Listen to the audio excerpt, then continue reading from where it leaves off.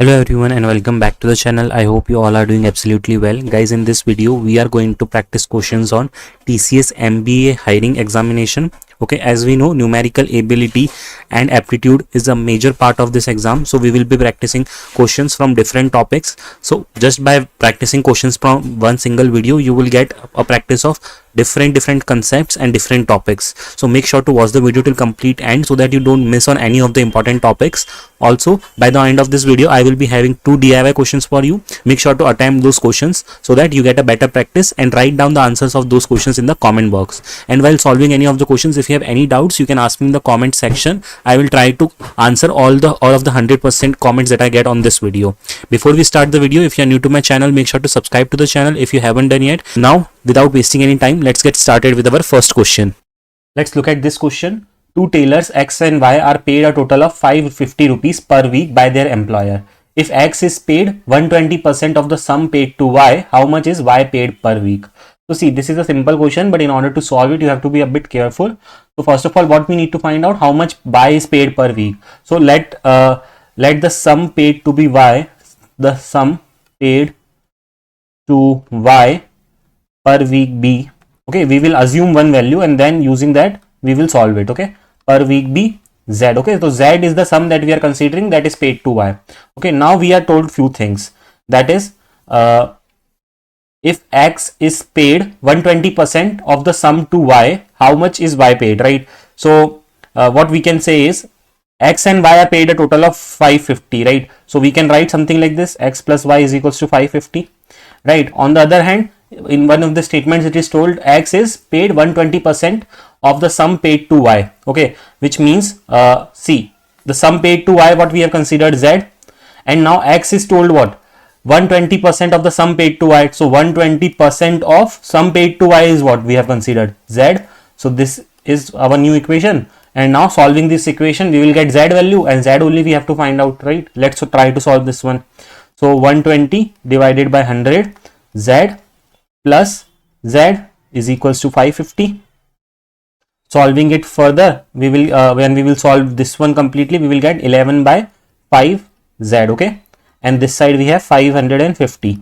Okay, solving it further, 550 multiplied by 5 divided by 11, this will get cut off by 50. We will get the Z value as 250. Okay, so Z 250 is the basic sum which needs to be paid to Y per week. Hence the correct answer going to be option number B. Let's look at this question that we have. A person borrows rupees 5,000 for 2 years at 4% per annum simple interest. He immediately lends it to another person at 6.1 by 4% per annum. Okay, this is 6.1 by 4% per annum for 2 years. Find his gain in the transaction per year. So see, gain in the transaction is what? So whatever he gave it to this another person minus whatever he in which he borrowed, right? So what we can write is SI2 minus SI1. Okay, let's try to see. So gain in 2 years, we can write it as PRT by 100, and this is 2 minus PRT by 100 of the first data, right? So see, let's put on the data that we have here. So data like principal amount was what, 5,000 only. Rate is in second case, okay, we are considering the second case, 6.1 by 4. 6.1 by 4 can also be written as 25 by 4, right? And then for 2 years divided by 100. Okay, second value is what, 5,000 again is the principal amount. Okay, first let me put this in bracket so that it is easily readable. And yeah, principal amount is 5,000 and rate is given as 4%, and then time is 2 years divided by 100. Okay, solving these two things, okay, this part if you solve it, few things will get cut off. Okay, like this will get by 4 and then this will by 2, and further you will cut it, you will get the final value as 625 minus the other part will get cut off and give you as the value as 400. Okay, when you subtract these two values you will get 225. Now this 225 is what, gain in 2 years, right? But what is found asked to us is find his gain in the transaction per year. So this is the gain for 2 years. Okay, gain for 2 years. If we have to find the gain for 1 year, what we will do, simply 225 divided by 2, which is going to give us 112.50. Let's see if we have this option. Yes, 112.50 is also the option, and if you see 225 was also the option, but you don't have to select this as the option. That was just there to confuse you. Okay, so the correct answer in this case is going to be option number A, which is 112.50. Hope you have understood it. This is the gain in the transaction for 1 year. Okay, let's now move on to the next question. Let's look at this question that we have. An electric shop owner purchased a fan and a cooler. He sold the cooler at 15% loss and fan at 25% profit. If the shop owner had purchased the fan for rupees 512 less than the cooler and the selling price of the fan and the cooler is same, then find the selling price of the fan. See, this is a simple question. Let's try to understand and let's try to solve it.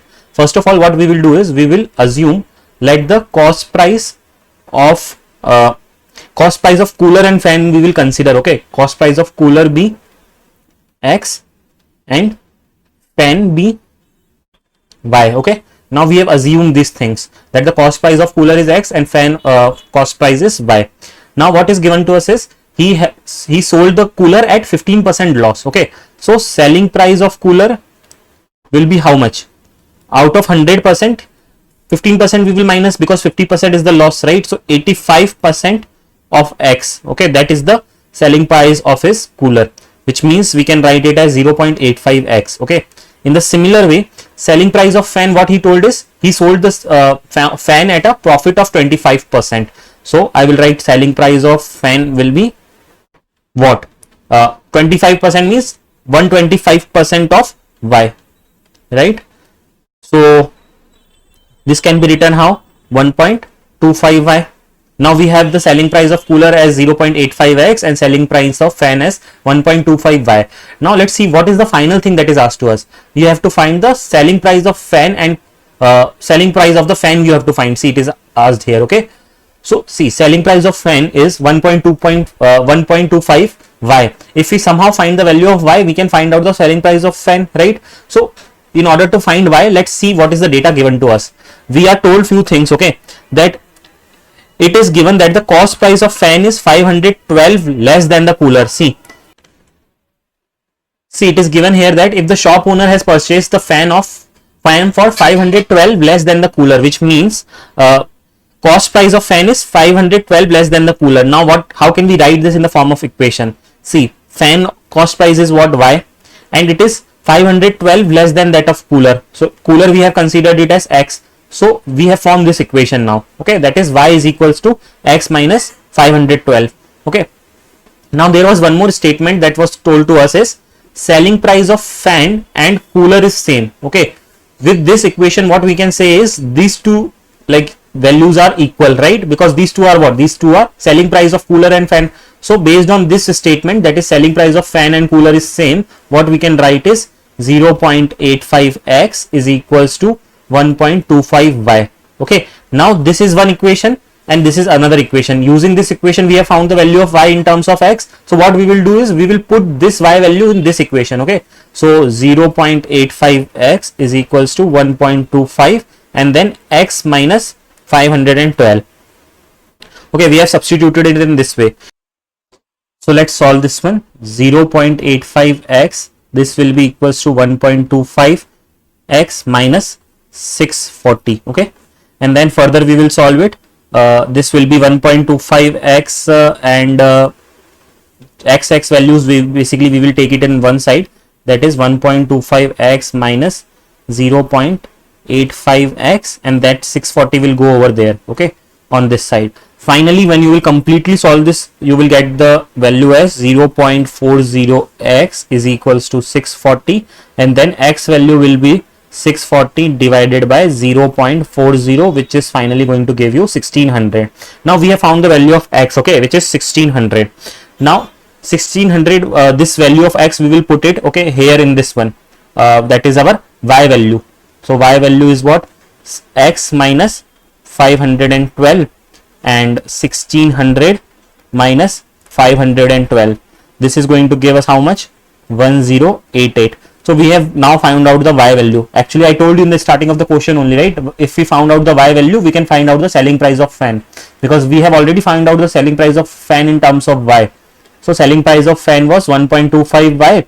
Now 1.25 multiplied by 1088. This will give us 1360 as the final answer. So this is the correct answer for this question. Let's see if we have that option. Yes, option A is the correct answer, which is 1360 is the selling price of the fan. I hope you have understood it. If you have any doubts, you can let me know in the comment section. Let's look at this question, guys.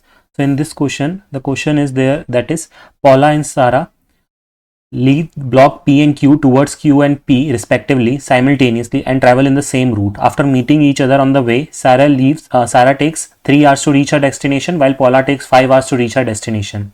If the speed of Sarah is 40 km per hour, what is the average speed of Paula and Sarah? So guys, see, first of all, whenever you have to calculate the average speed, this is the formula or a quick short trick, not a short trick but a formula that you can use to find the average speed. Okay, you can say the average speed is what? Total distance upon total time taken. Okay, so let's see how we can find out the distance and time values.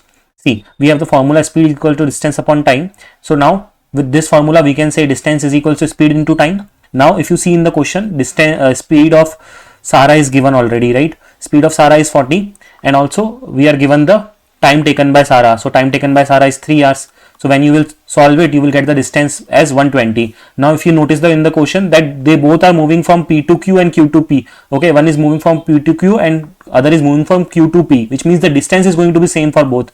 So what we are going to take is distance is 120 plus 120, because distance is same, right? So the total distance will be how much? 120 plus 120, and then we have to take total time also. So we, in the question it is given to us that Sarah takes 3 hours to reach and then Paula takes 5 hours to reach. So we will sum up those times also, that is 5 plus 3. So we will get 8. So on top we will get 240 and below we will get 8. When you will cancel it, you will get the value as 30, which is the average speed. But if you notice the options, we don't have that. So you have to select the nearest most. So which means 34.92 we will select. So the correct answer in this case will be 34.92. Okay. Let's look at this question. A batsman scored 110 runs, which included 3 boundaries and 8 sixes. What percentage of his total score did he make by running between the wickets? Okay, and we are given different percentage amounts. Okay, let's try to solve this problem. First of all, if you notice, we are given a score, okay, like which is 110 runs, but this score also include the runs which are made by 3 boundaries and 8 sixes. Okay, so let's first of all differentiate or filter the data, because you know what we need to find out. We need to find out the total percentage of the total score that he will make by just by running, okay, and not the others. So out of this 110, we need to remove these runs, okay, which were made without running, right? So let me write it. Okay, number of runs made by running. Okay, so we will filter out the data. Number of runs made by running will be how much? Total runs, which is going to be 110, minus the runs which are made by this two things, right? So first of all, let us understand 3 boundaries means what. Okay, so guys, in order to solve this question, you should have a basic understanding of cricket, otherwise you can't solve it. Basically, when you hit a boundary, you get a 4. Okay, so 3 boundaries means 4 times 3. Okay, 3 times you get 4 runs, and then plus what? 8 sixes. So sixes everyone knows. So in 1 sixes we get 6 runs, right? So 8 times you put a 6, right? So total, out of total score, these are the things which you need to minus. Then we will get your runs which you have made just by running. Okay, so let's try to solve this. 4 3 the 12 plus 50 48. Okay, 48 plus 12 is what? 50 60. 110 minus 60, okay, which is going to be 50. So we have got the runs which were made like just by running. Now we need to find the percentage. Okay, so percentage made by running, I'll just write simply. Percentage made by running will be how much? 50 upon the total score. Okay, so we know how we calculate percentages. The number of runs that are made by running and the total score multiplied by 100. Okay, this will give us percentage value. Let's solve this one. Okay, so we are going to get it as which is going to be 500 by 11. Okay, so further, if you differentiate or if you solve it, let's try to solve it also. 4 times will be 44, then we will get 6, then we will have 5 times 55, we will have 5. How we are going to write this? So the correct answer in this case is going to be 45 5 by 11 percentage. Okay, so see 45 here, okay, this one, and then 5 in the remainder will go here, and then this 11 will come here. So we have got 45 5 by 11. So the correct answer in this case is going to be option number B. Okay, the correct answer is option number B. Hope you have understood the logic, how we have to find out. So see guys, these types of tricky questions might come where you need a knowledge of some other topic also. Like in this case, you were expected to understand the knowledge of cricket. Otherwise, you can't solve this question, because if you don't know how much runs are there in a boundary, then you cannot solve it, right? Moving on to the next one. We have this question. Okay, let's try to solve this one. Okay, now before we solve this, I want to let you know that this type of questions are called as data sufficiency based questions. Okay, we are given a data and then we are asked questions out of it, and we have to tell if the data that is given to us is fine to find the answer or not. Okay, let's try to look at this question, then we will understand more. The question is, the area of a playground is 1600 meter square. This is meter square. Okay, what is the perimeter? Okay, we are asked perimeter. Now first is, it is a perfect square playground. Second point that is given to us is, it costs 3200 rupees to put a fence around the playground at a rate of 20 per meter. Now based on this, we have different options. Okay, these are our options of the question. That is, 1 alone sufficient, while 2 alone not sufficient to answer. 2 alone sufficient, while 1 alone not to, sufficient to answer. Either 1 or 2 alone sufficient to answer. Both 1 and 2 are not sufficient to answer. Both 1 and 2 are necessary to answer. Now what to answer? The question is, what is perimeter? So we have to tell, can we tell the perimeter value based on 1 and 2 or not? Okay, let's try to solve. See, what we are told is, area is what? 1600 meter square. Okay, so see, according to point 1, it is told it is a perfect square playground, right? So what we can say is, if it is a perfect square playground, then we can get a side. Okay, right? Because area square is what? Side square. So what we will do? We will do under root of area that is given to us, which is going to give us what? Side. So side will be 40 meter. Now once we have the side, what we can do? We can calculate perimeter, because what is the formula for perimeter? 4 into sides, right? So 4 into sides, which is going to give us what? 1600, sorry, 160. So perimeter will be what? 160 meter. 160 meter. So see, basically our point was not to find the answer, but we just have to come to the conclusion that the statement that is given to us is helping us in reaching out our final answer or not. Okay, the question was, what is the perimeter, and based on this equation, that is, it is a perfect square playground, we have found out the solution. So we can say, yes, statement 1 is sufficient to find the answer. Let's analyze about statement 2 also. So for statement 2, it is told that it costs 3200 to put a fence around the playground at the rate of 20 per meter. Okay, now we are given different data. So see, let me write some basic thing. So total cost is equals to what? Cost per meter, we can say cost per meter into cost per meter multiplied by perimeter. See, understand what we are doing here. Total cost, okay, of fencing will be how much? Cost of 1 meter into perimeter. Perimeter is basically the length or the perimeter is basically the length of our this area, right? Or playground basically. So cost per meter, do we have that or not? So cost per meter is given to us in the statement 20. Perimeter is given to us or not? Perimeter, actually perimeter is the one which we need to find out, right? So perimeter we will take as it is. And third thing is, total cost is also given 3200. So see, with this statement also, or with this equation also, we can find out perimeter value, right? So 3200 divided by 20, right? And then this will cut off and give us what? 160 meter.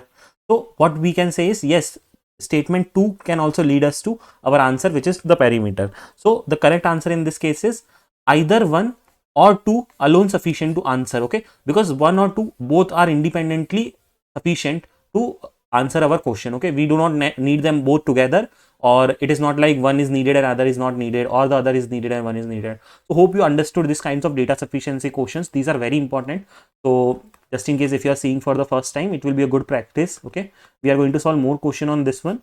So this is data sufficiency and this is based on areas.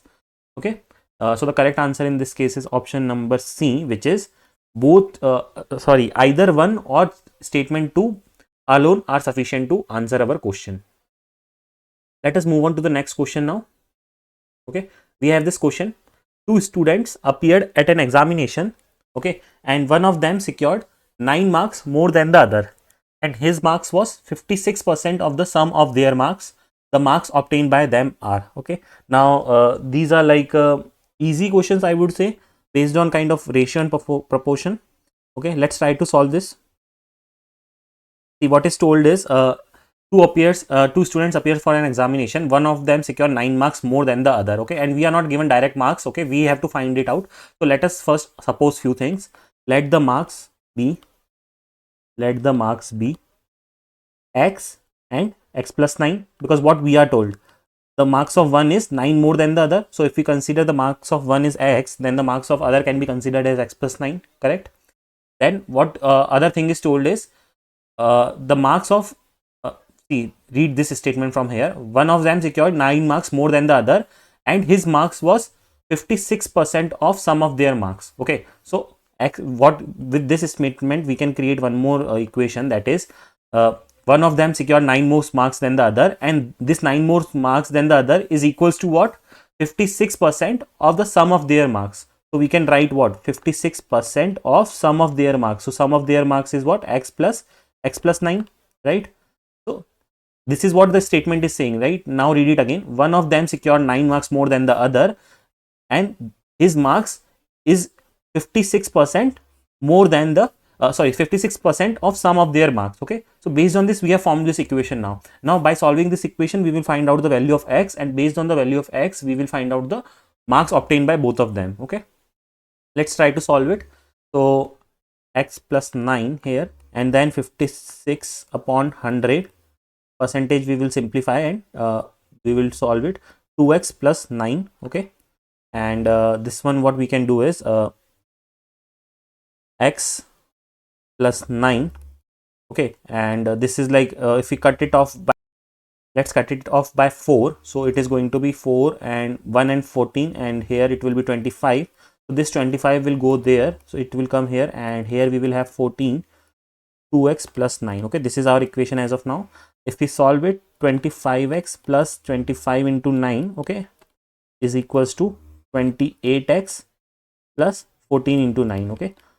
Simplifying it more, okay, you will get it something like 3x equals 99, okay, and then x equals what? 33. Okay, so now we have found the value of x. Now what we were told is, if one is 33, then the other was 9 more than it, right? So 33 plus 9 is what? 33 plus 9 is 40. So the correct answer in 33 plus 9 is 42. Okay, so the correct answer in this case is going to be what? 33 and 42, right? Let's see if we have that option. Yes, we have the option as option number C, which is 42 and 33. Hope you understood the logic, right? First of all, we were given an equation. We have to find we have to form a equation. Okay, based on that we have found out the value of x, and then finally we have found out the marks obtained by them. Okay, moving on to the next question. So guys, before we dig into this question, if you are new to the channel and haven't subscribed to the channel yet, make sure to do so, because it takes a lot of hard work to create these kinds of videos. Okay, because you will see that mostly this kind of material is paid everywhere, and I'm trying to provide it for free for everyone. So please support, and please share your reviews in the comment section. How are you finding these videos? Is it helpful for you? Do you have any suggestions for me? Any improvements that I need to make? So please support, guys. Okay, let's now move on to the next question. We have this question: the area of rectangle is equal to area of right angle triangles. Okay, what is the length of a rectangle? Now see, again this is a data sufficiency based question. Okay, I'll write it.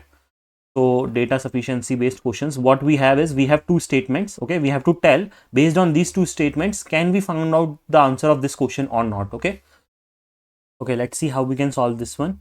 So what we are told is, the area of rectangle is equals to area of right angle triangle. Okay, let's try to write it. Area of rectangle, okay, is equals to what? Area of right angle triangle. Now we will need the formula of these two things. Okay, so if you are not aware, you need to know the basic formulas. Okay, So area of rectangle is what? Area of rectangle is length into breadth. Then this will be equals to area of right angle triangle. The formula for area of right angle triangle is half into length into breadth. Sorry, not length into breadth, but half into base into height. Okay. And based on this, what we will do, we will see what the data that is given to us in the equation 1 and equation or statement 1 or statement 2. Okay. The statement 1 says the base of triangle is 40 centimeter. Okay. Let's try to substitute. Okay. So base of the triangle is 40. So if we will put 1 by 2 and this is base. Okay. And this is height and this is length and this is breadth. See, what is the length of the triangle? Sorry, what is the length of the rectangle? So we need to find this, but still we need three things, that is breadth and height. So we can say statement 1 is alone not sufficient. Okay. Let's see if we take statement 2 along with statement 1, then can we solve it or not? The height of the triangle is told is what? 50. Okay. So let's put that value also. So we are taking one value from statement 1 and one value from statement 2, and then let's try to see if we can find out or not. We have to find L value, but still we don't have B value. Okay. So even statement 2 also cannot help us. So we can say statement 1 and 2 both cannot help us. Okay. So that is what the options that we have is, among that E is the correct one, that is both 1 and 2. Sorry, no, this is not the correct one. Let me again correct it. Both are not sufficient, right? We have just seen both are not sufficient in our case. So our answer would be both 1 and 2 are not sufficient to answer, right? Because we have already seen that if we take both also, then we cannot find the answer because the B value is not given to us, right? So the correct answer in this case is option number B, that is both 1 and 2 are not sufficient to answer our question. Hope you have understood it. Moving on to the next one. We have this question: A and B together have rupees 1210. Okay.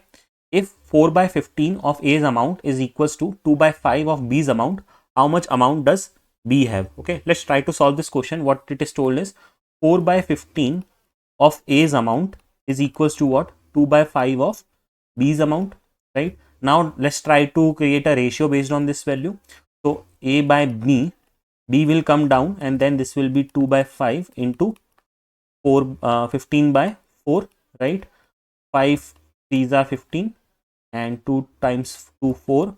So then we will get 3 by 2 A by B, right?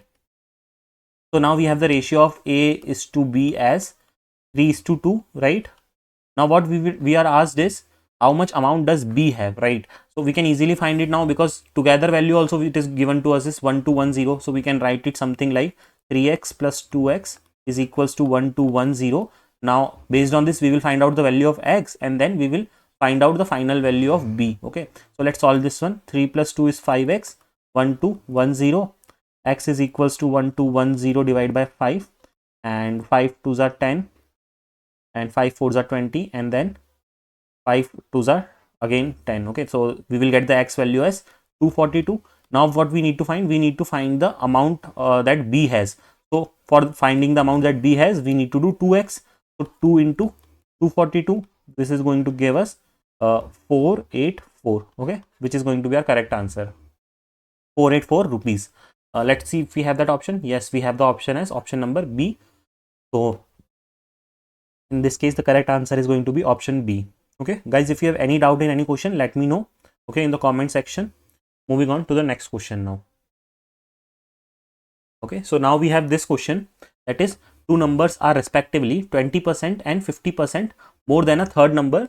The ratio of the two numbers is what? Okay, so let's try to solve this one. Okay, so first of all we need to find out we need to assume few things, because see what is told is the two numbers are respectively 20 and 50% more than the third number and we don't know the third number. So let's suppose that let third number be x. Okay, so we are considering third number to be x. Then first number, okay, what we can say, first number will be what? First number is 20% more, right? So 20% more means what? 120% we can say, right? 20% more of this one, 120% of x, right? In the same way, second number is what? 50% more. So what we can write it as 150% of x, right? Let's try to simplify it further. 120% of x, how can we write it? 120 by 100 x, right? Then if we will solve it further, we will get what? Let's cut it off with this one, and then we will cut it off further with 2. So 2 6s are 12 and 2 5s are 10. So this is going to give us 6x by 5.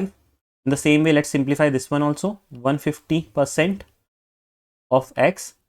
Okay, so this is going to be how much? This is going to be 3x by 2. Okay,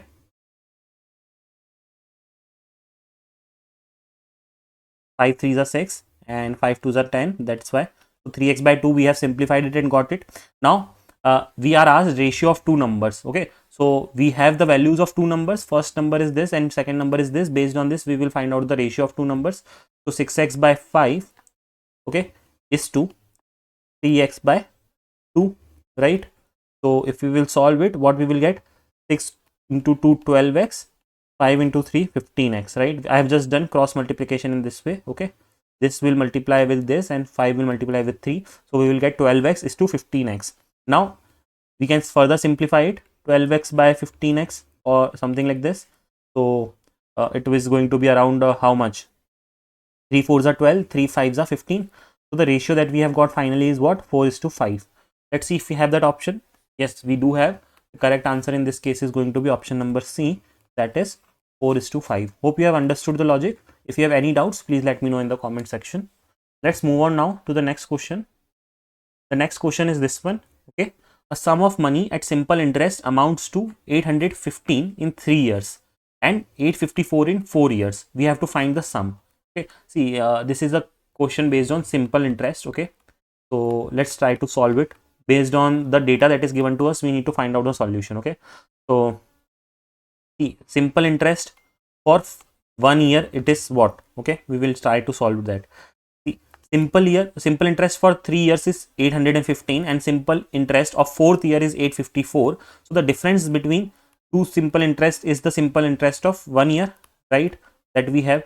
So 854 minus 815, this is going to give us rupees 39 as the simple interest for 1 year. Okay, now what we are told is we have to find the sum. Now what is sum? Okay, you have to understand, sum is the money that is like we have originally invested. Okay, and simple interest is like our original money along with the additional interest. Okay, that is what is called as after 3 years that we have. So let's try to simply solve it. So simple interest for 3 years, we are told, right? Simple interest for 3 years is equals to 39 into 3, right? Because we have found out the simple interest of 1 year. So that is why we are simply calculating it. Now principal will be how much? So principal is what? See, let's find out the principal amount. So the principal amount is going to be what? So for a sum of money at simple interest amounts to rupees 815 in 3 years, right?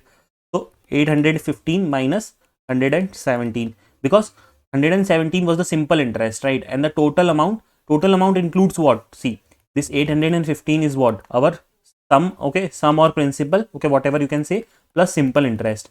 So in order to get our sum value, what we are doing, 815 minus simple interest we are doing, this will give us our original amount. Okay, that is what we are solving here. So 815 minus our simple interest for 3 years we have calculated here. So when we will subtract this, we will get the final answer as 698, which is this one. Okay, so the correct answer in this case is going to be option number C, which is 698. Okay, so 698 is the original amount that was invested. Okay, or the principal amount we call it as. Moving on to the next one.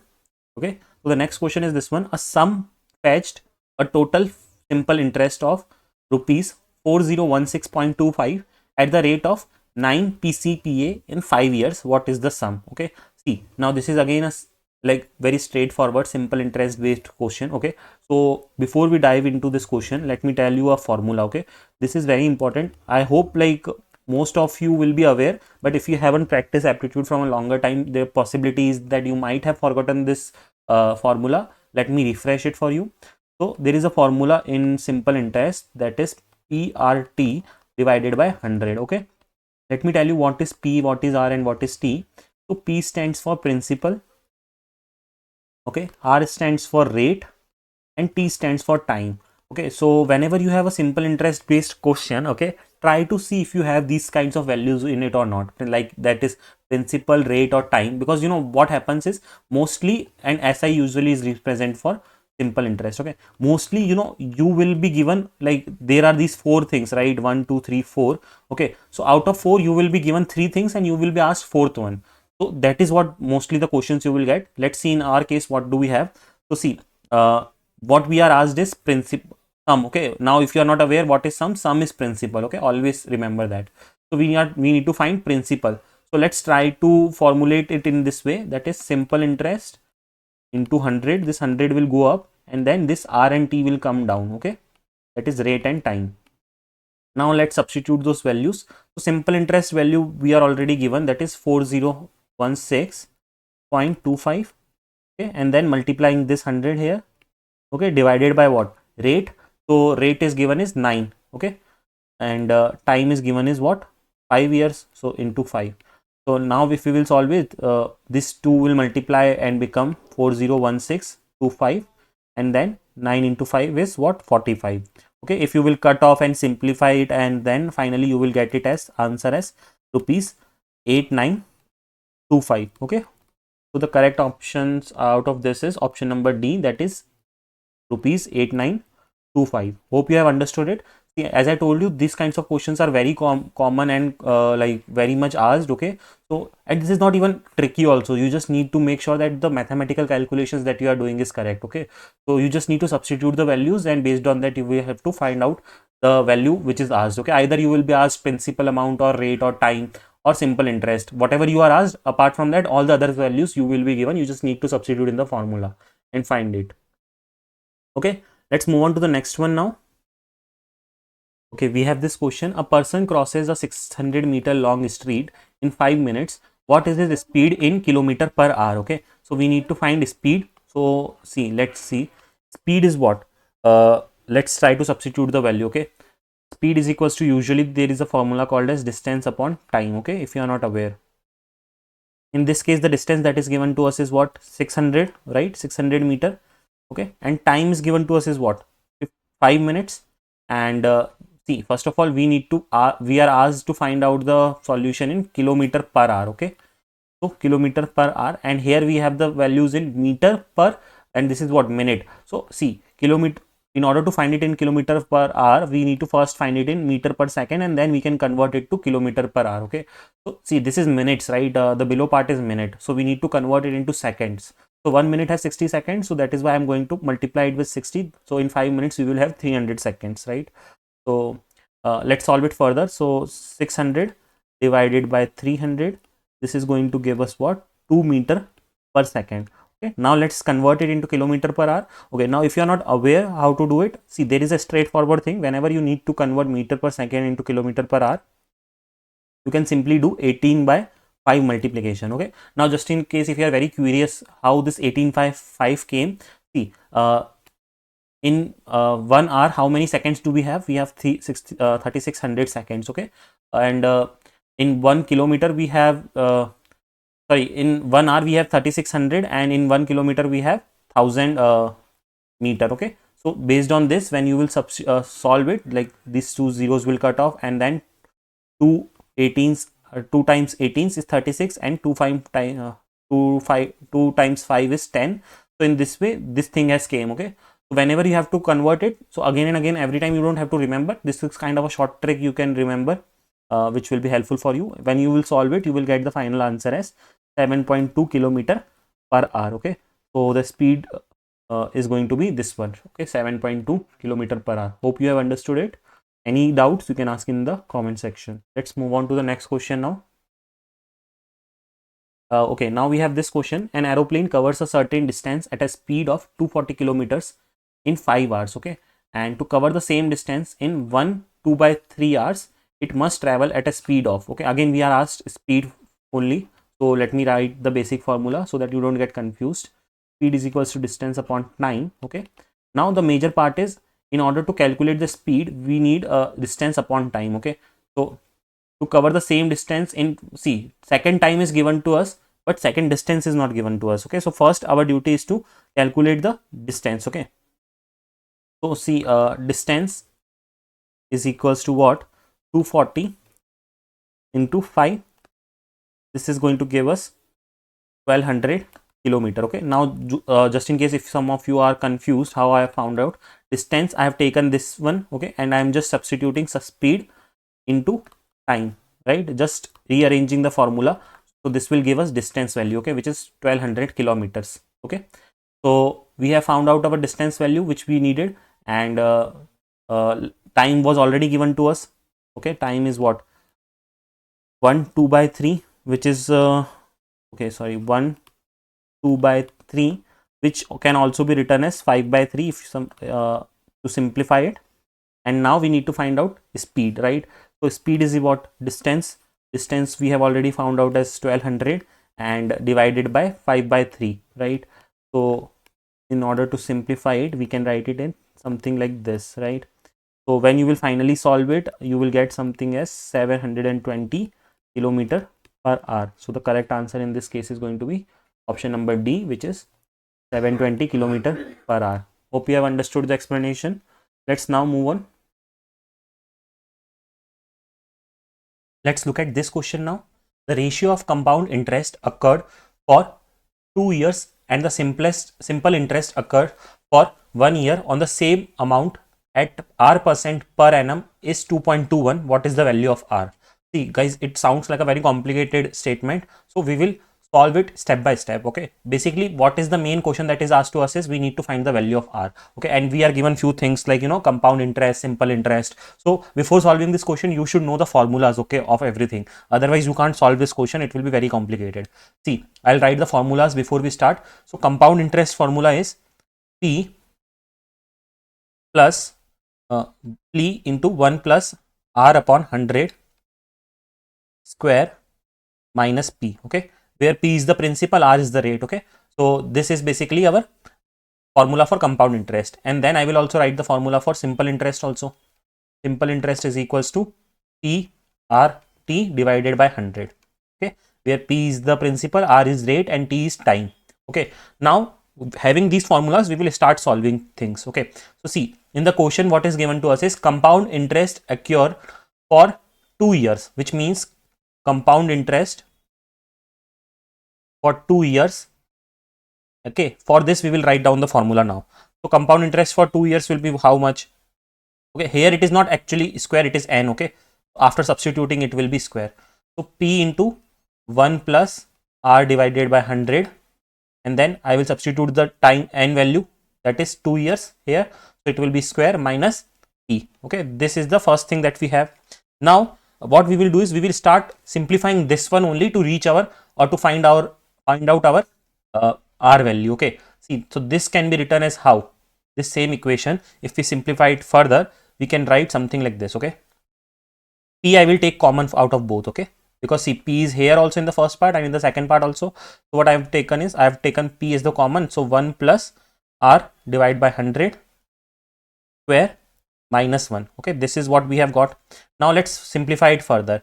This is what? A plus B square. So you should know the formula for A plus B square, which is A square plus B square plus 2AB. Okay, let us do that. So A square is 1, 1 square is 1, and 2AB, which is 2R divided by 100, and B square, which is R square divided by 100, right?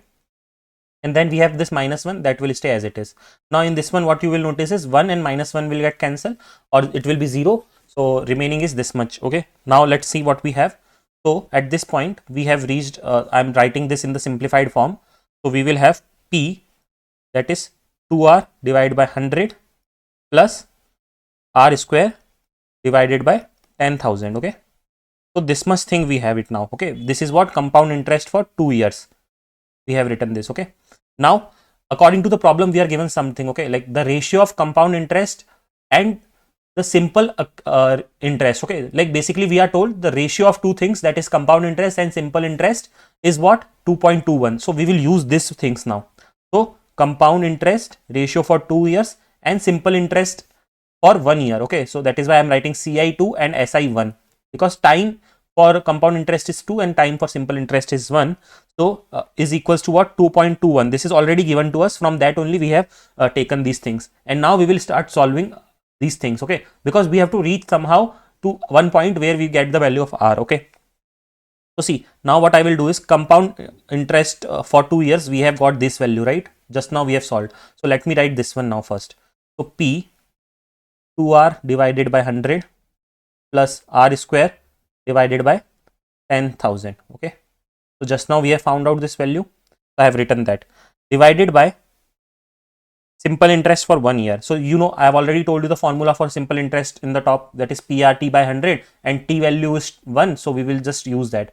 That is P into R into T. So this R is same R only, okay. So which is rate. So I will write it as a small r only. PR into time is 1 divided by 100. We have substituted the values. This is equals to what? 2.21, right? According to our equation. Let's simplify the equations further. So see, now if you simplify it further, you will notice few things, that P is coming here also and on the top also. So this will get cancelled out, right? So we have to simplify, right? We want to reach at such position so that our like final R only will remain, so that we can easily solve the equations, right? So now what we are left with is 2R divided by 100 plus R square divided by 10,000, and in the bottom we have R divided by 100 and 2.21. Now we need to simplify it further. So for that, what I will do is, now I will multiply 10,000 in the numerator and denominator both. Why so? Because see, we need to get rid of fractions, right, in order to simplify the equations. So what I am doing is 2R divided by 100 plus R square divided by 10,000. I am writing 10k for now, and this will be multiplied with 10,000, okay, and the below value will also be multiplied with 10,000. Okay, so 10,000. So see, this 2 zeros will get cancelled with these 2 zeros, and on the other side of the equals to 2.21 is still here, okay. So let's now see how we can further solve it. See here, 2R divided by 100 multiplied by 10,000, okay. I am taking 10,000 and multiplying it individually with both the values, plus R square divided by 10k multiplied by 10k divided by what we got is 100R, right? So see, these 2 zeros will get cancelled with these 2 zeros. 10k will totally get cancelled with 10k. We will have 2.21 here, and then now what will be our new equation? Okay, so we have to see that. So our new equation will be something like what I will do now is I will take R common out of both, okay, so that it will be easy for us. Because see, R is in this first part also before the plus, and it is after the plus also. So R I am taking common. So what we are left with is 200, okay, because it will be 200R, and R we have taken out common. And in the second part we will be left with R square. So 1 R is we have taken common out, so 1 will be remaining inside the bracket. So then in the bottom we will have 100R, and here we will have 2.21. Okay, simplifying it further, this R can cancel with this R. So now what we are remaining with is 200 plus R. This side we will have 2.21, and this 100 we will send there. Okay, so this 2.21 into 100 will become 221, and here we will have R, and this 200 we will send that side. So in this way, the final answer for R that we got is 21. Okay, let's see the options that we have. So the correct option for this one will be option number A, because option A is what? 21. So the correct answer is 21, which is option number A. Hope you have understood it. If you have any doubts at any point, you can ask in the comment section. Let's now move on to the next question. Let's look at this question that we have. A takes 4 days less than B to complete a certain piece of work. B can complete 1/6 of the work in 4 days. Both of them start working together and work for 6 days. What fraction of work is left? Okay, we have the different options, okay, as the fractions. So let's see how can we solve this question. See, based on the data given to us, first of all we will write some important things. Okay, what is told to us is B can complete 1/6 of the work in 4 days. Okay, which means 1/6 of work, okay, B can complete in 4 days. So one work means what? Total work. Okay, so one work or total work, how much he can do in how many days he can do? 4 into 6, okay, which is 24. So total work can be done in 24 days. Okay, total work by B will be done in 24 days. In the similar way, Now let's see how many days A will take. So it is told that A takes 4 days less than B to complete a certain piece of work. So if B is completing in 4 days, so A will complete in how many days?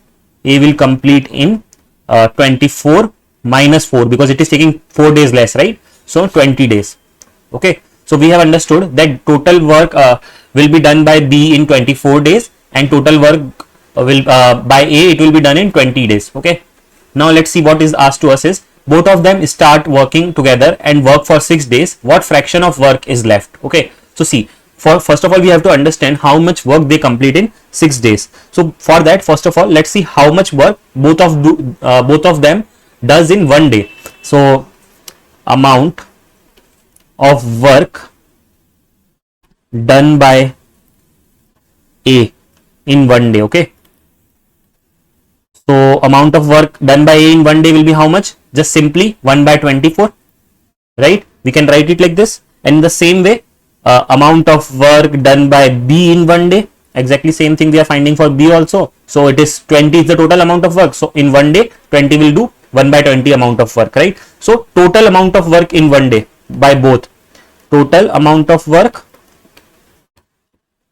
by A and B in 1 day, simply we will add these two things, 1 by 24 plus 1 by 20, right? You will have to take the LCM and all. Finally you will get the value as 11 by 120. Okay. Now this is the amount of work that they will do in 1 day. So in 6 days, how much work they will do? Simply we will multiply this with 6. This value is 6. So 6 into 11 by 120.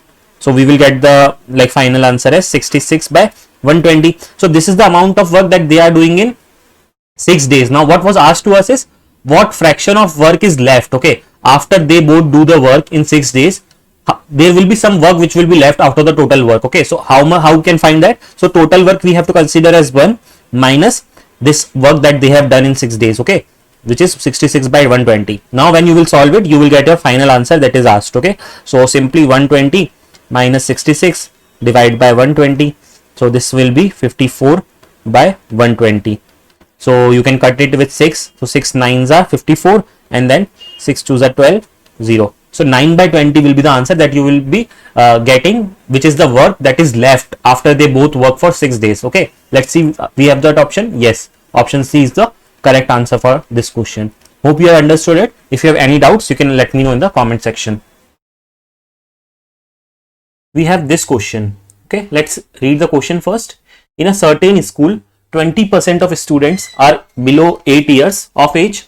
The number of students about 8 years of age is 2 by 3 of the number of students of 8 years of age, which is 48. What is the total number of students in the school? So now if you will read this question in one go, you might not understand. You might have to read it twice or thrice, but let's try to understand what the question is saying and what it is asking us to solve.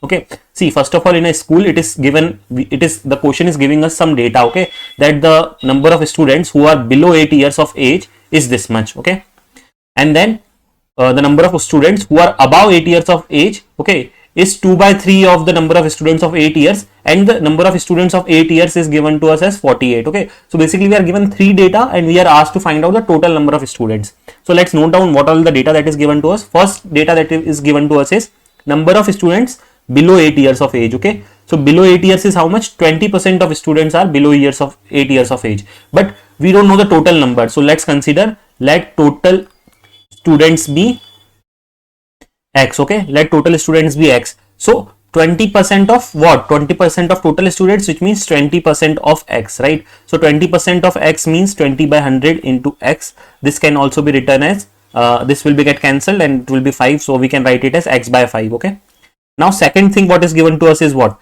Number of students above 8 years is not fine. First we will take number of students of 8 years. Okay, number of students of 8 years is 48. If you will read this sentence clearly, you will understand that the number of students who are of 8 years is 48 students. Okay, then we will see the third thing, which is number of students who are greater than 8 years.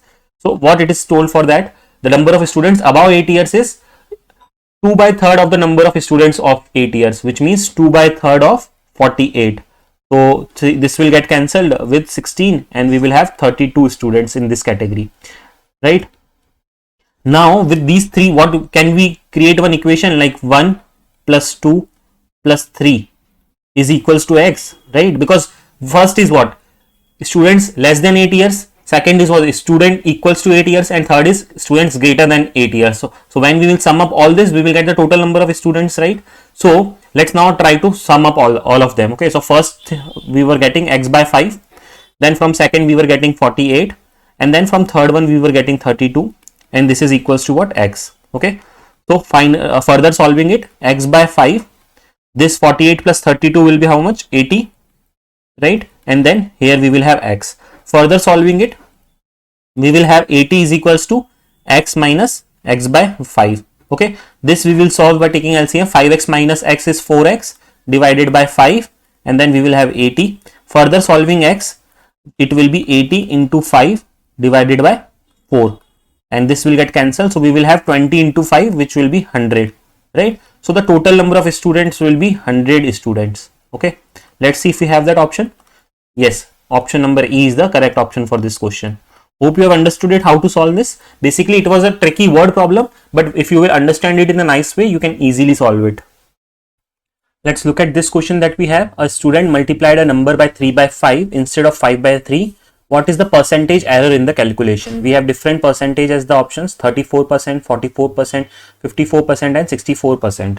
Let's see how can we solve this question. First of all, let us consider that the number be x. Okay, let the number be x, because in order to form the equations we need the x, right? We need the number. So then we can say what? Then error is 5 by 3x minus 3 by 5x. We can write it, right? Because the original number has to be 5 by 3, but he has written 3 by 5. So error is 5 by 3x minus 3 by 5x, which is going to be 16 by 15x. Now what we need to find? We need to find error percentage. So how can we find error percentage? Simply whatever this value that we have, 16 by 15x multiplied by 3 by 5x and multiplied by 100. This will be the percentage it will give us. So once you solve it, you will get 64 as the answer, which will be 64%. Let's see if we have that option. Yes, option D is the correct answer for this question. Okay, so answer is 64%. Hope you have understood it. Let's move on to the next one. Let's look at this question that we have. In an election between two candidates, one got 55% of the total valid votes, 20% of the votes were invalid. If the total number of votes was 7,500, the number of valid votes that the other candidate got was what? Okay, so see how can we solve this question. First of all, we are given two types of votes. Okay, like valid votes and invalid votes, right? So what we need to find? Valid votes we have to find. Part of valid vote, see there are two persons, okay, A and B. A has 55% of valid votes, right? Because it is told right here, 55% of valid votes, right? So how much B will have? B will have 45%, right? Obviously. So 45 of valid B will have. Okay, now what we are asked is number of valid votes that the other candidate got. So 45% of valid, but we are not given the value of valid votes. So what we will do? We will use this first equation to find out the number of valid votes. Okay, not this first equation, but something else. Let's see. What we are told was 25% of the votes were invalid, which means how many votes are valid? 100 minus 20%, which is 80%. So we can say 80% of votes are valid, right? Now 80% of what? 80% of total votes. So are we having the data of total votes or not? If the total number of votes was 7,500, yes, we have the data of total number. So let's find out the number of valid votes. Okay, number of valid votes, which can be 80% of total, which will be 80% of total is what? 7,500. Let's solve it further. 80 upon 100 multiplied by 7,500. This is going to give us, this will get cancelled, this will get cancelled. On multiplication, you will have the value as 6,000. Now you got the number of valid votes as 6,000, right? Now in order to find the value of B's valid votes, we needed the total valid votes. So what we will do? We will just find out for B. So B is like our assumption only. Okay, 45% of valid votes, which is 6,000, right? So let's solve this one. 45 divided by 100 multiplied by 6,000. this will get cancelled, and then we will have 45 into 60, which is going to give us 2700. So 2700 is the number of valid votes that the other candidate got. Okay, number of valid votes other candidate got. Okay, so let's see this option. Yes, option A is our correct answer in this case. Hope you have understood it. The correct answer for this question is 2700. Let's look at this question. A pipe can fill a tank in 12 hours while a leak, which is at 1/6 at the height of the tank, can empty up to the part in S hours. If both are opened simultaneously and initially the tank is full, then what will be the 1/6 full? Okay, see, we have options as 9 hours, 8 hours, 10 hours and 12 hours. So how can we solve this question is, first of all, let's understand the statement again. A pipe can fill a tank in 12 hours. Okay, this data is given. So based on this data, what we can write is filling rate is what? Filling rate is going to be 1 by 12 per hour, right? In 1 hour, it will be 1 by 12, right? Next is leak is at 1/6 of the tank and can empty that part in S hours. Okay, so what can we write in that case? Emptying rate. Okay, emptying rate is going to be, emptying rate is equals to 1 by S per hour. Okay, again, for 1/6 of the tank. Okay, for 1/6 of the tank. And what we were told is initially the tank is full and both pipe and the leak are open. So we need to find when the tank will be 1/6 full. Okay, so let's understand the leak effect. The leak affects only the bottom of 1/6 of the tank, right? It is told when it will be 1/6 full, which means it is only affecting the bottom 1/6 of the tank. This means the leak empties the full tank at the rate of 6 by S per hour, right? Leak empties the tank at a rate of 6 by S per hour, right? Now net drainage rate is what? Net drainage rate. Net drainage rate is filling rate minus emptying rate. Okay, so filling rate we have already found 1 by 12, emptying rate is 6 by S, right? Because see, we have told, right, 1 by S per hour for 1/6 of the tank. So leak empties the tank at a rate of 6 by S per hour. Okay, so that is why 6 by S, this is S. Okay, don't get confused. Now what we have to find is finding the time to reach 1/6 full. Okay, because that is only which we have to find. So that how we will calculate is, the tank starts full and must reach 1/6 full, right? So amount of water to be lost is 1 minus 1/6, which is going to be 5/6 of the tank. Okay, this much amount needs to be lost. Okay, which is 5/6 is what we will say T into 1 by 12 minus 6 by S, which is our net drainage rate. That is T into our net drainage rate. Okay, so we have found out, right, how much of water needs to be drained out. So that is why we have formed this equation, and now when we will solve it, we will get the value as of T as 10 hours. Okay, I'm not solving it completely, but if you solve this equation, you will get the value as 10 hours. So the correct answer for this question is going to be option number C, that is 10 hours. Okay, hope you have understood it. Let's move on to the next question. Let's read this question. A certain amount earns simple interest of rupees 1750 after 7 years. Had the interest rate been 2% more, how much interest would it have earned? Okay, so see guys, we have the options as rupees 35, 245, 350 and cannot be determined and none of these. So see, how much more interest will it have earned? So see, simple interest formula is what? T R T divided by 100, right? So see, what we need is, in order to find the simple interest, is we need principal and time, right? And if you read the question carefully, you nowhere have the principal value. Okay, So if you are not given the principal value only, there is no possible way that you can calculate your simple interest. Okay, so without wasting any time, you just have to first of all carefully analysis the options itself. Okay, because sometimes if these kinds of options are given, right, so in that case what can be the possibility that the answer cannot be determined only. You will try to spend your time in this question, but at the end you will get that the data is only insufficient. Okay, so that is why, since p value is not there, we cannot determine simple interest. Okay, so hence the correct option for this case is going to be option number D, that is cannot be determined. Okay, that is the solution, or the simple interest cannot be determined. Moving on to the next question now. Let's look at this next question.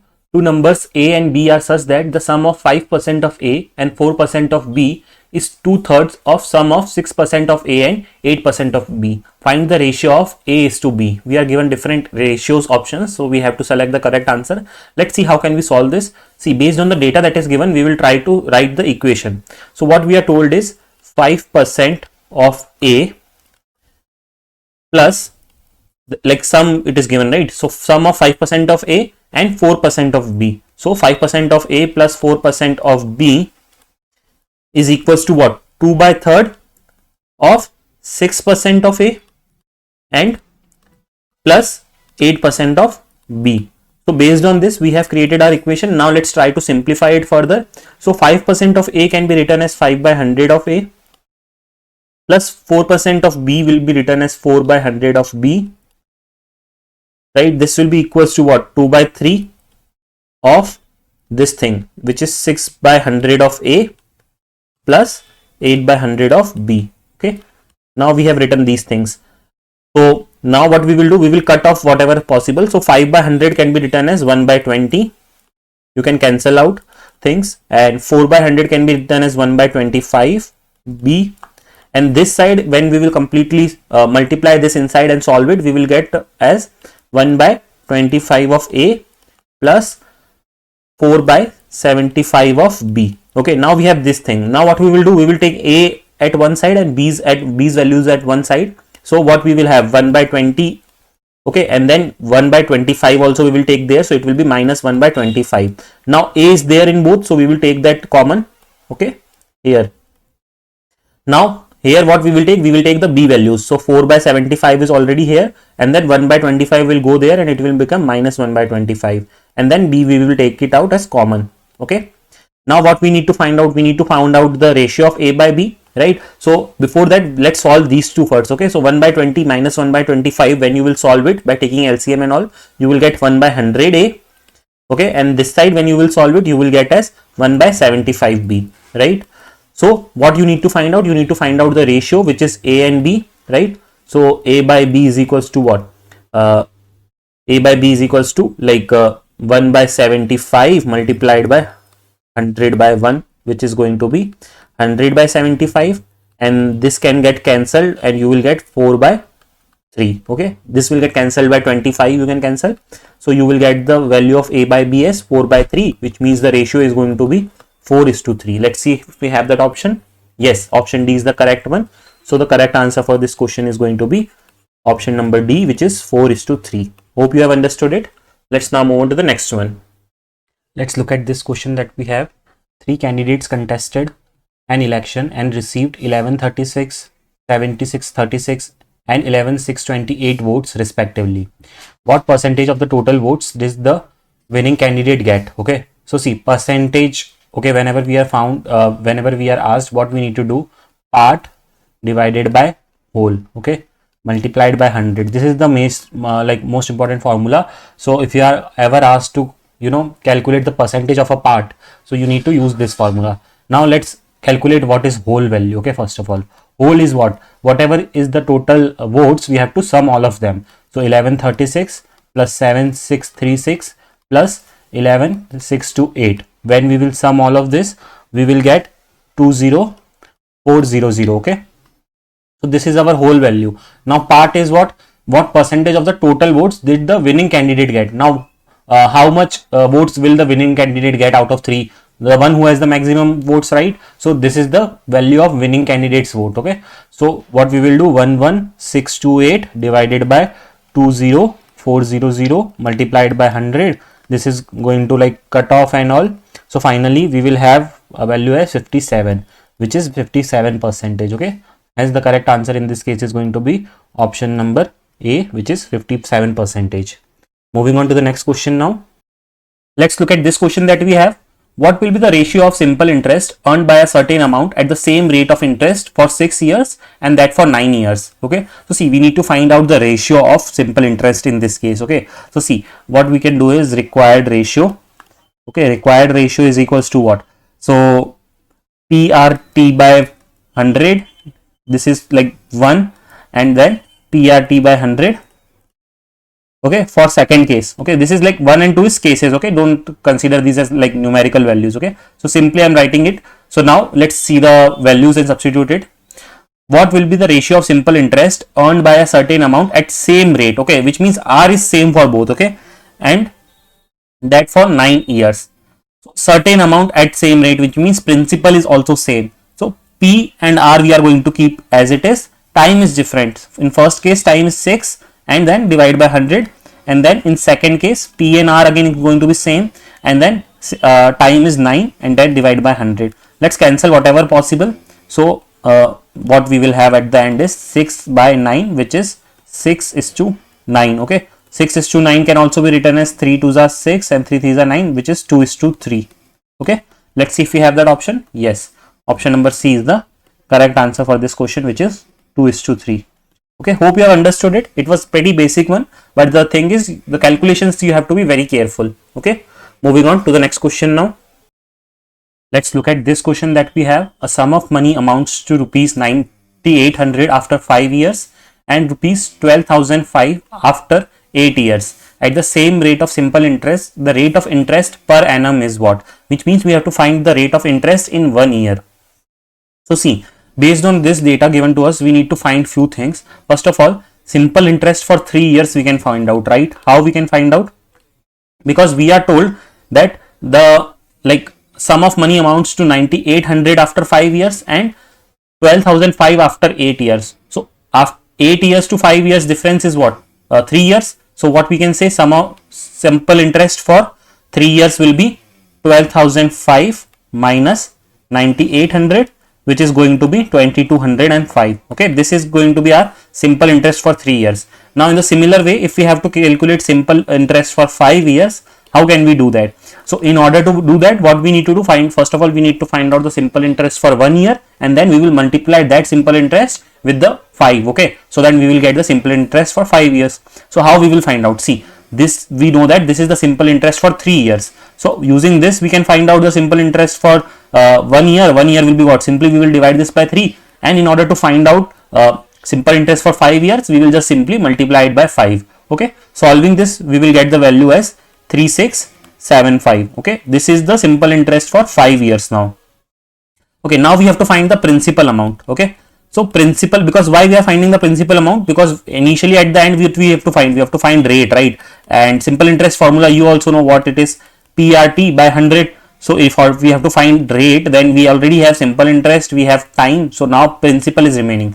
So let's find out that one now.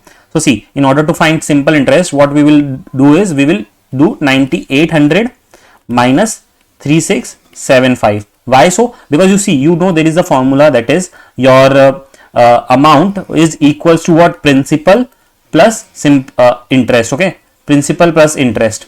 So see, if we have to find principal, what we will do? Amount minus simple interest, right? So that is what we are doing here. Amount was given to us as 9,800, right?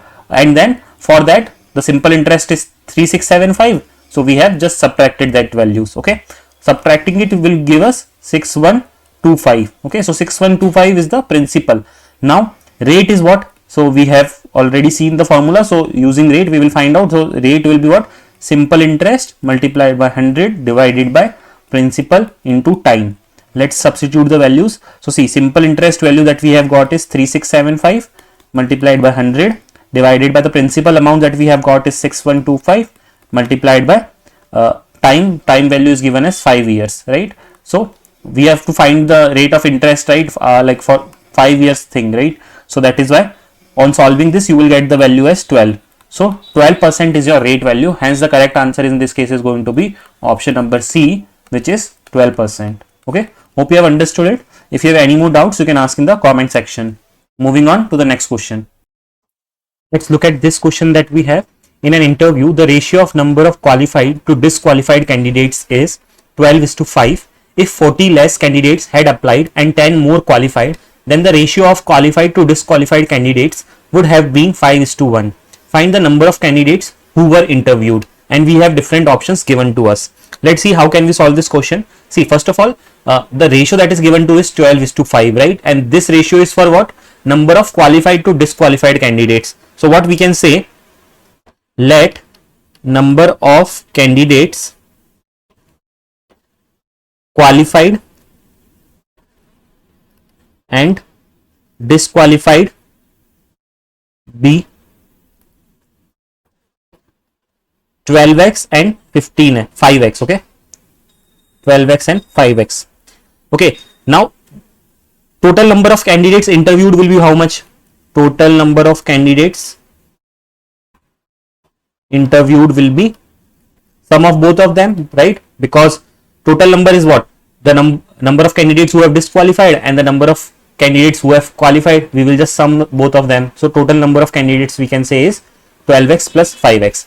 Now what is told is, if 40 less candidates has applied and 10 more qualified. So according to this data, we will now form our new equations. Okay.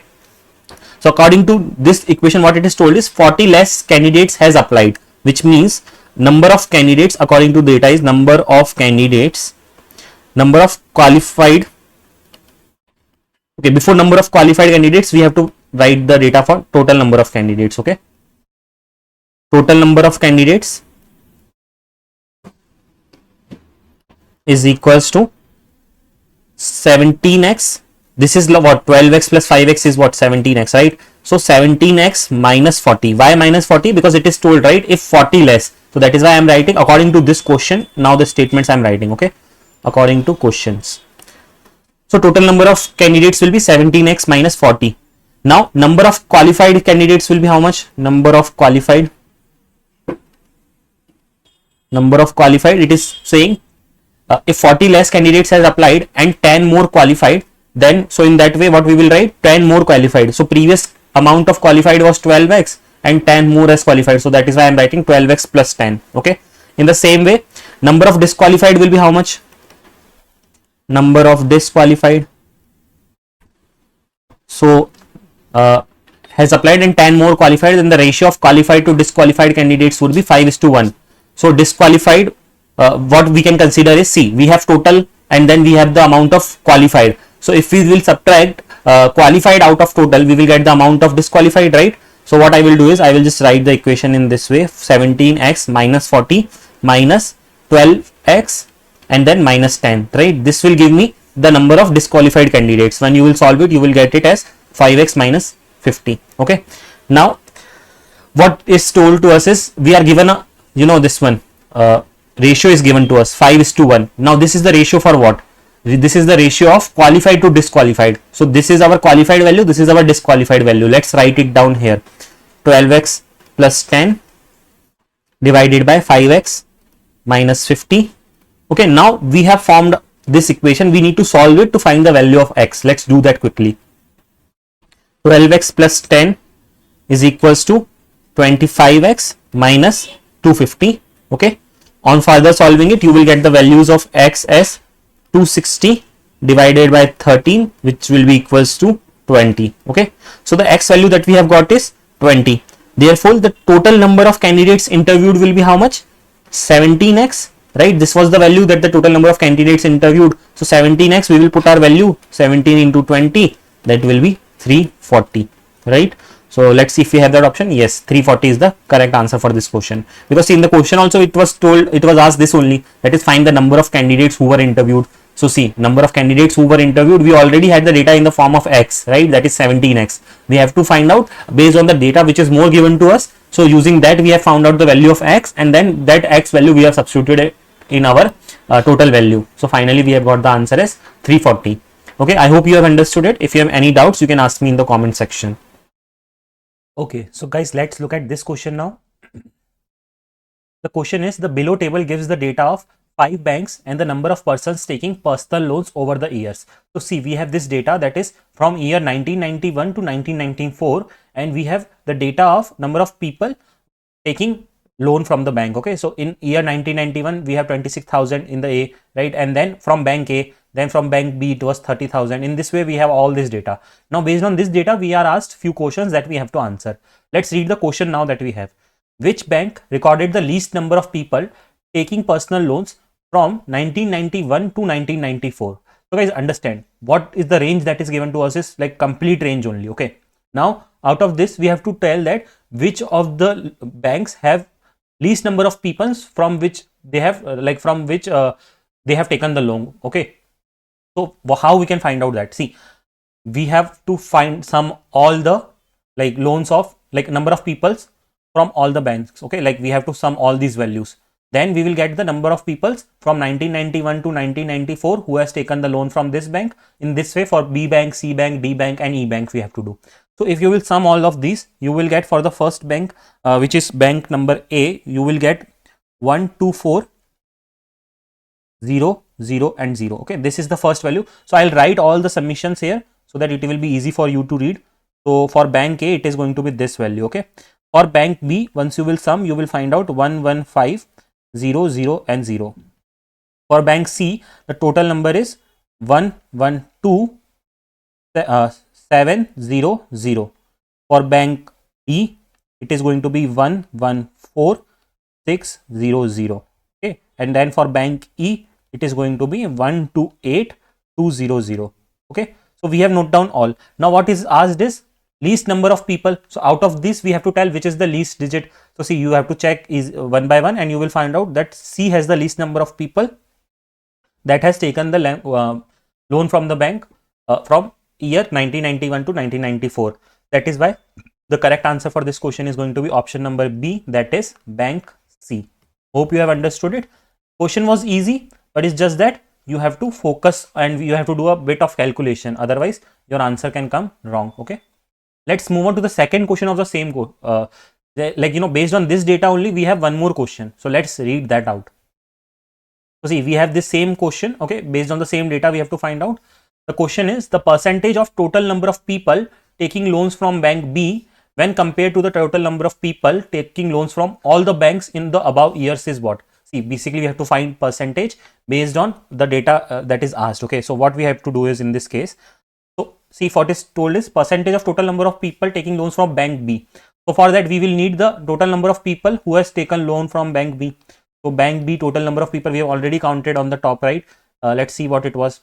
It is 115,000. So let's note that first. Okay, so 115,000. Now in order to find the percentage, what we will do is, what it is told is total number of people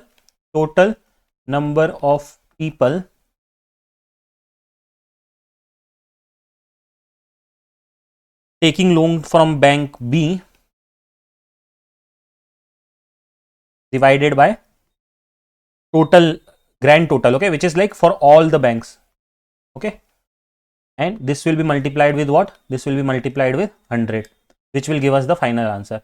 So let's substitute the value. We have already found out the value for bank B, which is 115 and 000, and grand total is what? Okay, grand total is nothing but the summation of all the people A, B, C, D and whatever it was. I think it was still E. Okay, so whatever the values that we have found on the top, you have to sum all those values. Okay, so when you sum all those values, what is the thing that you are going to get? 594500 multiplied with 100. This is going to give us the percentage. So when you finally solve it, this will get cancelled with this, and further when you will solve it, you will get final percentage value as 19.3%. Okay, so the correct answer for this question will be option number B. Okay, so the answer is option number B, that is 19.3%. Hope you have understood it. For any doubts, you can ask me in the comment section. Moving on to the next question now. So guys, so far we have practiced a lot of question. Now I have one question for you, which is a DIY question. DIY as in do it yourself. What you need to do is, you need to solve this question by your own and write down the answer of this question in the comment box. Let's see the question that we have. If the simple interest on a sum for 4 years at 6% per annum is 960. What is the principal amount? So you have to find the principal amount in this case. The options that you have are 3000, 3500, 4000 and 4500 rupees. So make sure to attempt this question and write down the answer of it in the comment section. So guys, that's all for today's video. I hope you found it helpful, and if you do, please give it a like. If you have any more doubts, please drop them in the comment section. You can also join me on Telegram and follow me on Instagram as well. You can ask your queries over Instagram DM too. Make sure to subscribe to the channel so that you don't miss on any of the important updates on notification whenever I upload a new video. That's all for this video. Thanks for watching the video.